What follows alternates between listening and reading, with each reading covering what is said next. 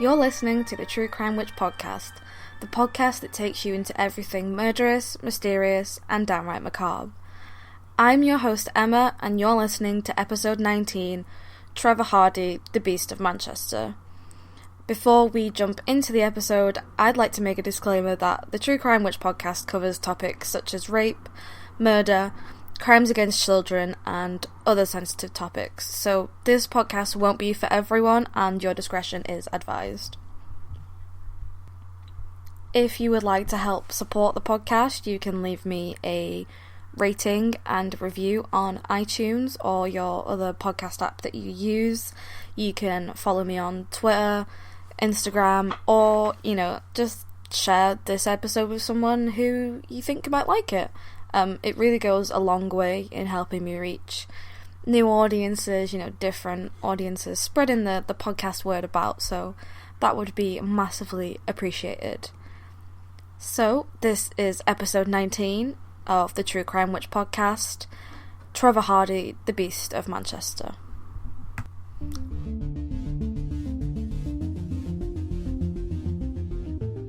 Before we get into the whole episode, I just want to say Happy New Year. I know I'm 13 days late, and if you follow me on Twitter, I said I was taking a hiatus, but kind of didn't work out. I've kind of been bored and I just want to get something out, so this is something I found that I've, written before. So, Happy New Year, Happy Holidays, hope everyone had a lovely and safe one. I do have 2 big project episodes coming soon. I have the Doe Diaries, which I'm really excited for, and then I have another series about cases solved in 2019, which aren't necessarily Doe cases, but they still deserve to be, celebrated for having some aspect of them solved, even though these cases are sad. So without any further ado or any ramblings on, let's get into the episode. Many people associate Manchester with Oasis, Stone Roses, Manchester City and Manchester United. When people think about crime in Manchester, most think about Dr. Harold Shipman, who had over 250 victims, or the Moors murderers who committed some of the most vile acts in UK history. However, there is another serial killer that devastated the lives of 3 families and changed the face of communities forever. This man is Trevor Hardy. Now, if the families are listening, or if anyone who knows the families, my heart really, really goes out to these families, because the victims were just 3 young girls. They were younger than me. I'm 23, and my life's still taking shape. It's still blossoming and forming, and their lives have been cruelly taken away from them before they even got to start anything, to start a family or further education, start a career. It's awful. The murder, the loss of any young person is extremely difficult. And whilst Hardy is now dead, thankfully, it doesn't take away the heartache and pain that he caused. So while his death may bring some, I don't want to say comfort, but closure, or an end to that chapter, it doesn't mean that it's the book closed forever. The pain and the heartache's still going to be there. These 3 women should be living their lives, should be, giving their families grandchildren and celebrating their career successes and celebrating passing their driving test and going to university and, all of that fun stuff that we look forward to in life. They didn't get that, so hopefully their families have some sort of closure now. Manchester, a bustling, lively city in the northwest of England, home to Manchester United, or Manchester City, and we also arguably, I would say, have the best music scene in the UK. Not only do we, some say arguably, I say yeah, we have the best music scene in the UK, possibly one of the contenders for the whole world, but we have ice hockey. So, you know, if you want to try something new, come down to Manchester Storm. It's fun. Anyway, less about hockey, because if you know me personally, I will talk and talk and talk and talk and just drone on about hockey for as long as you let me. It's insane. So, back to the case. So, most people think that crime in Manchester is only limited to gang violence in Moss Side, like in the 90s, or the horrific s'mores murders. What they don't realise is that Manchester had another serial killer, Trevor Hardy. Trevor Joseph Hardy was born on the 11th of June, 1945, in Manchester, England. So, just shy of the Second World War. The end of the Second World War. If I don't correct that, I can feel the daggers from my fiancé who's about to graduate in his history degree, so I must get that right. Not a whole lot is actually known about his early life, most likely because, you know, the time and the fact that the Yorkshire Ripper case and trial was going on. So that garnered much larger media focus and attention than Trevor Hardy did. However, Hardy did mention in a letter to one of his victims' families, so the Moseths, that this was all his parents' fault and that his upbringing was to blame for the issues that drove him to murder. So, whilst we don't actually have any evidence to substantiate those claims, it seems like his childhood was unhappy. In 1972, Hardy was 31 years old and was arrested for the assault of a young man, who he had attacked with a pickaxe. Jesus. And fortunately, the man survived his injuries, so Luca Magnotta, eat your heart out, it's been done before. The judge presiding over the case told Hardy, quote, "You are a menace to society," end quote. And he was very, very right. On November 18th, 1974, aged 33, Hardy walked out of Albany Prison on the Isle of Wight, and thus a serial killer was born. Now, I just want to know how you can attack someone with a pickaxe, which, you know, grievous bodily harm, assault, attempted murder, so maybe, you know, intent to murder, and you can only serve 2 years. They're like, yeah, you stabbed him in the head with a pickaxe, go serve you 2 years and then you're done. That makes no sense. Again, failings of the criminal justice system are something that we see just time and time and time again in these cases. If it's not the justice system that's failing these people, and I mean the victims, it's, you know, social services, educational services, just services always seem to fail. So clearly something needs to change. His murderous plans and schemes began while he was in prison, with inmates confessing that Hardy had his heart set on revenge against 2 people in his life. The first one was 41-year-old Stanley O'Brien, an ex-friend of Hardy, who he thought had actually gone behind his back.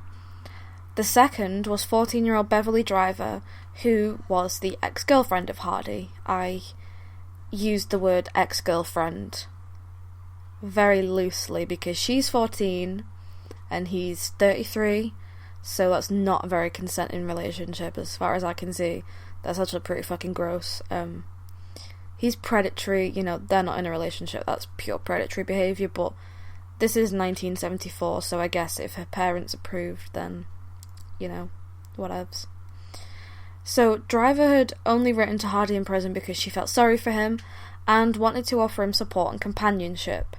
She stopped writing to him when she found, a boy around her own age. Great, wonderful, approve. And when her family found out that she was writing to a 31-year-old prisoner. Okay, so I'm glad her family stepped in and was like, what the fuck are you doing? You're 14, he's 31, no. And obviously this made Hardy extremely angry, because, people like this don't like rejection. It seems that Hardy's plan to murder 41-year-old Brian would be halted right in its tracks, as O'Brien had actually died whilst Hardy was serving his sentence in Isle of Wight. whilst this was much to the annoyance of Hardy, he soon came to accepting that O'Brien was dead either way, and that justice, at least in his sick mind, had been served. So to him, he was like, well, it's annoying because I didn't get to do what I wanted to him, but, you know, he's dead, so who cares, you know. Either way, dead, meh, not my problem anymore. So next on Hardy's hit list was 14-year-old Beverley Driver, who had shunned him whilst he was serving time on the Isle of Wight. Hardy made his way over to the Driver home in Newton Heath on 31st of December 1974. He threw an axe through her window, either as a threat of what to come or in the hopes that it would hit her. Beverley was not at home at the time of the attack, thank God. However, sadly, 15-year-old Leslie Jane Stewart was walking on the same estate that Beverley lived on the way to her boyfriend's house, unfortunately for her. So, in his complete fit of rage, Hardy grabbed 15-year-old Stewart and stabbed her in the throat in a brutal and frenzied attack. Once he was finished, he threw her into a clay pit, you know, just like she was a bag of rubbish. Hardy would frequently return to the crime scene, most likely so that he could relive the crime, and he also cut her up and disposed of her body in other locations. Hardy disposed of her head in a lake in the hopes that, without it, the rest of her remains would be unidentifiable and would not lead the police straight back to him.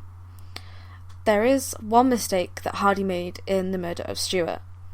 He took a ring that she was wearing and gave this to another girl as a love token, a move that would ultimately link Hardy to the murder. Wanda Scala, who was either 17 or 18, depending on which source I found, was working part-time at the Lightbound Hotel as a barmaid. It was July 1975, and Wanda was walking home from her job as usual when she was struck in the head with a brick. She was robbed and strangled. Hardy had struck again. When her body was found at a building site, it was revealed that she had been stripped of her clothing, mutilated, and sexually assaulted. The most shocking detail in Wanda's case is that her nipples were bitten off by Hardy, which was done post-mortem before he dumped her at the building site. Hardy, like with Leslie Stewart, took a trophy from Wanda in the form of her blood-stained clothing and handbag. Hardy had bragged to his little brother about the murder of Wanda Scala, under the impression that his brother may betray him and inform the police. Hardy already had an alibi ready in the form of his partner, Sheila Farrow. So, regardless of his alibi, Hardy was arrested and taken into police custody and held whilst the investigation into his connection with the murder of Wanda Scala was underway. Now, Farrow actually smuggled in a file for Hardy so that he was able to file down his teeth, which some sources I've seen actually said that they filed them into points, so he could, have like pointy shark teeth. But this is from sort of like Manchester Evening News, Daily Mail, stuff like that. And I believe that claim comes from around the time of his court case, and, stuff like that. So I don't want to read too much into the sensationalism of it, because obviously they wanted to sell papers. They wanted people to turn up at the trial and stuff like that, so just a fair warning. And he apparently did this so that bite marks would never be able to be traced back to him. I mean, he thinks he's smart, but he's not. Following the investigation into him, Hardy was freed as he had a solid alibi in his partner Sheila Farrow, and the police literally had little to no evidence of his involvement. So it would only be 6 months again before Hardy could resist his murderous urges once more. In 1976, Sharon Moseph was a bright, intelligent 17-year-old who had just left Failsworth High and recently started working for a kitchen company in a mill close to her Failsworth home. If you live in Greater Manchester, sort of the areas around here, you'll know that there are lots of mills back from when we were, cotton industry and stuff like that. Stockport has cotton mills, it also has hat factories. So there's lots of mills, and then there's lots of little estates dotted around that would have housed the mill workers. And there are lots of canals, because that's how we would have transported all the goods. So just a little bit of Manchester history for you. So, in March of 1976, Sharon was attending a works party in Farnworth and called her dad Ralph, asking him what bus she would able to get from Piccadilly to her home in Failsworth.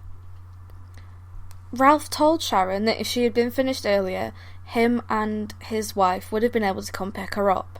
However, as it was past midnight, Ralph told her what number bus to get, and also told her that he would leave the door on latch and 2 bottles behind the door so that they knew when Sharon was home safe. This was the last time that Ralph ever got to speak to his 17-year-old daughter Sharon, and those 2 reassuring bottle clinks behind the door never came for the Moseph family. Sharon was making her way home in Failsworth when Hardy spotted her walking alone. At the time, Hardy was attempting to break into a local shopping centre, but he just couldn't pass up the opportunity that presented itself in front of him. Hardy grabbed Sharon, strangled her before stripping her naked. Just like Wanda, one of her nipples had been bitten off, which, for Hardy shows that he is slowly amping up and he's developing a ritual for himself during his killings. Once he was finished, Hardy dumped Sharon's body in the Rochdale Canal and then just carried on with his night as if nothing had ever happened, just went about his business. So, Manchester is famous for being cold and drizzly, and March 1976 was no different than that. It was bitterly cold, and by the morning, the Rochdale Canal had frozen over, which trapped Sharon's body on the top. A worker at the local dairy factory was the first to discover her body and quickly alerted Greater Manchester Police, and this was when the Moseth's worst fears became a reality. A large-scale manhunt soon ensued, with Greater Manchester Police leaving no stone unturned. The local media had dubbed the killer the Beast of Manchester, and understandably, the general public were in a complete frenzy. Greater Manchester Police stopped and searched over 23,000 people in the search for Hardy, as they were determined that his deeds would not go unpunished. As Hardy had been on the police's radar for the murder of Wanda Scala, they decided it was time to catch up with him once more. Again, his partner Sheila Farrow gave him a solid but false alibi for the night of Sharon Moseth's murder. All hope was not lost for Greater Manchester Police trying to catch their killer, as a few months later Hardy struck again, and this time he attacked 21-year-old Christian Campbell.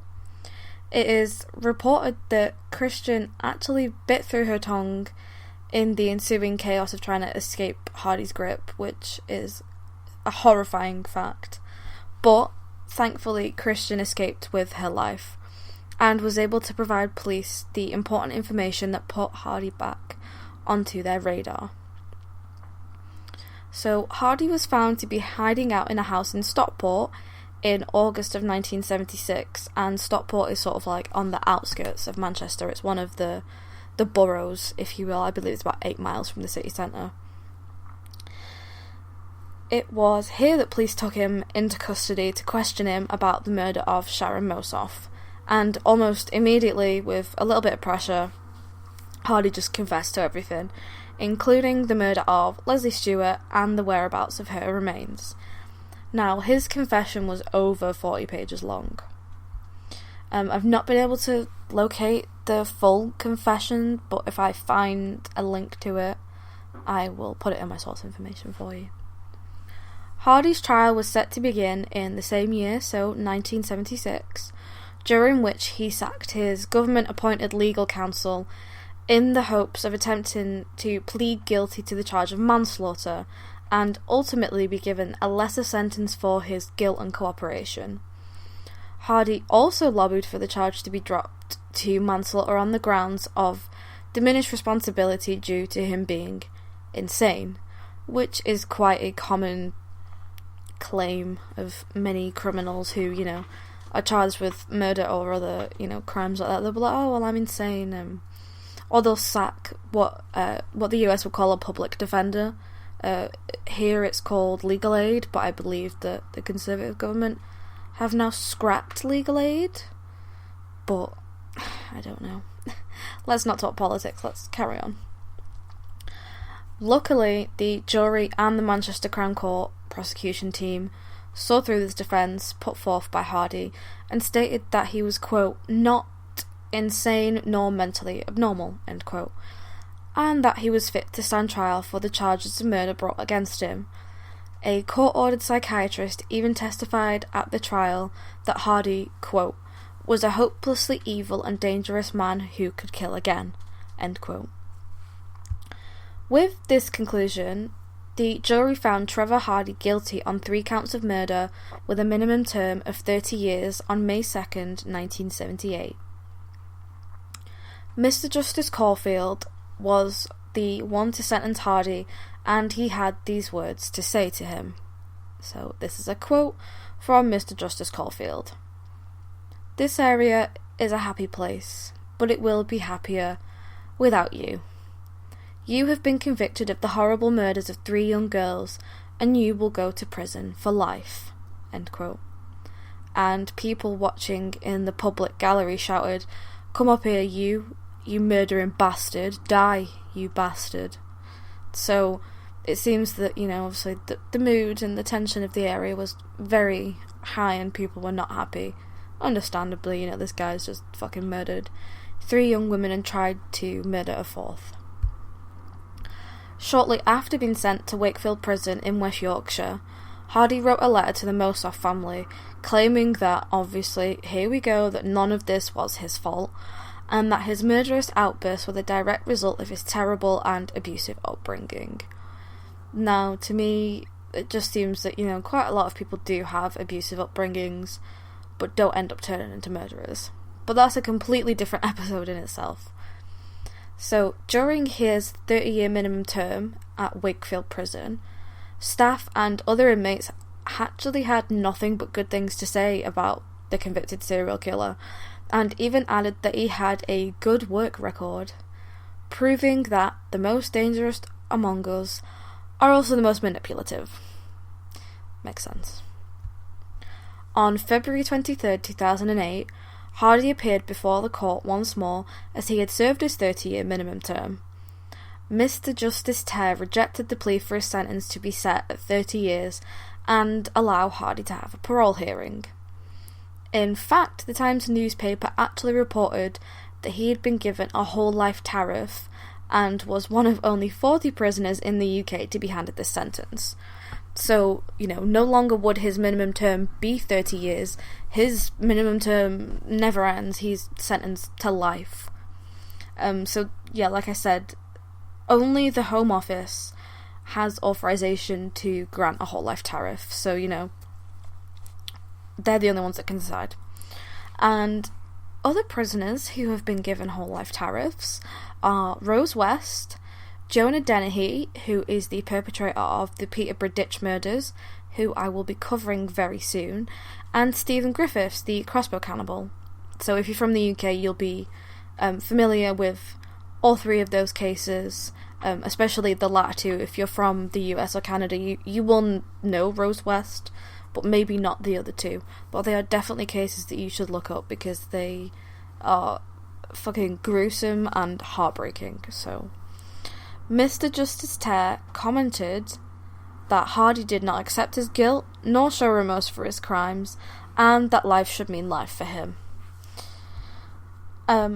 Hardy was actually linked to another crime, the murder of 17-year-old Dorothy Layden in April of 1971. Layden had been raped and beaten to death before being dumped behind a pub on Rochdale Road in Collyhurst. Many in the community believed that Hardy was the likely mastermind behind this. However, in 2008, it was proven by DNA that Hardy was not her killer, and Layden's case still remains unsolved. Life did mean life for Trevor Hardy, as on September 23rd, 2017, he suffered a heart attack which subsequently caused his death 2 days later in hospital. Trevor Hardy passed away aged 67 and stands to be one of Britain's longest serving criminals. Ralph Moseph, the father of Sharon Moseph, had this to say to the Manchester Evening News, quote, "Me and my family think this is the best thing that's ever happened to us. It's like winning the lottery. We've had a big party to celebrate his death. We feel as though a burden has been lifted from our shoulders, knowing that he cannot come out and do anything to anyone else. We knew he was inside, but you cannot forget something like that. It preys on your mind. What he did was cold-blooded murder, and he was an animal." End quote. Hardy's death may have been a celebration for the Moseffs and other victims' family. However, his death does not take away the pain and suffering felt by them, or the impact that it had on the community.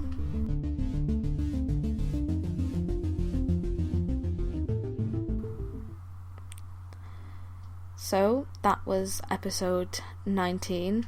Apologies, it's a little bit of a shorter, briefer episode than usual.